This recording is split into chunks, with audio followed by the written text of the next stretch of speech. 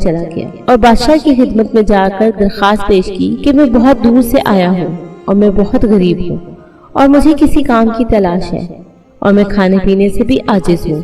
برائے مہربانی اپنے سلطنت مصر کے شہر میں بطور قدوی مجھے کوئی کام دیا جائے اور اس غلام کو اس جگہ پر مامور کر کے سرفراز کیا جائے۔ چنانچہ اس وقت فرعون کی یہ بات سن کر مصر کے بادشاہ نے اس سے کہا کہ تم کون سا کام جانتے ہو؟ لہٰذا بادشاہ کی یہ بات سن کر فرعون بولا کہ مجھے مصر کے قبرستان کی دروگی دے دی جائے اور اس کے بدلے کچھ رقم فدیہ کے طور پر میں شاہی خزانے میں جمع کرواؤں گا، باقی رقم میں اپنے پاس رکھا کروں گا، اور میری اجازت کے بغیر مصر کے اس قبرستان میں کوئی بھی مردہ دفن نہ ہو۔ یہ بات سن کر اس وقت کے بادشاہ مصر نے فرعون کو مصر کے قبرستان کی دروگی دے دی۔ لہٰذا مصر کے قبرستان کی دروگی ملتے ہی فرعون بہت خوش ہوا اور